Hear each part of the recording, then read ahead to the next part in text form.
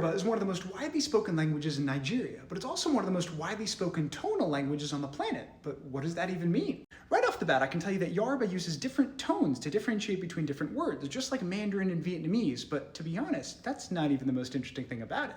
While we're on the topic of sounds, I can tell you that Yoruba's sound system, or that is to say its phonological inventory, is really particularly interesting. This varies a bit by dialect, but Yoruba is usually said to have 7 run-of-the-mill vowels, those being a, e, I, o, u. But there's also 5 nasal vowels, or faweli aromupwe.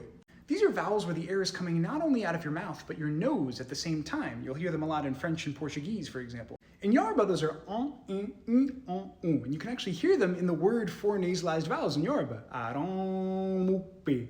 Actually, while we're looking at this word, there's something else I want to point out. With this letter P right here, there's more than meets the eye. Because it's not just your run-of-the-mill P sound. It's not aromupwe. No. This is what we call a labial velar plosive. It's a double articulation. That means you're pronouncing a K sound and a P sound at the same time. This type of consonant is particularly common across languages of West Africa, and Yoruba is no exception. You'll hear them bang.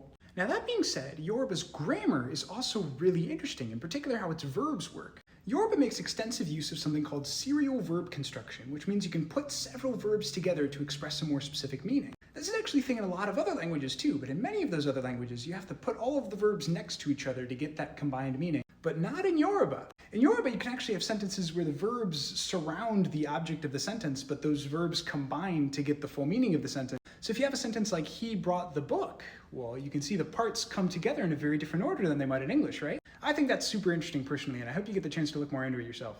Also, I don't speak Yoruba, so I want to especially thank these creators who helped me with the pronunciation for this video. And if you do speak Yoruba, let me know how I did.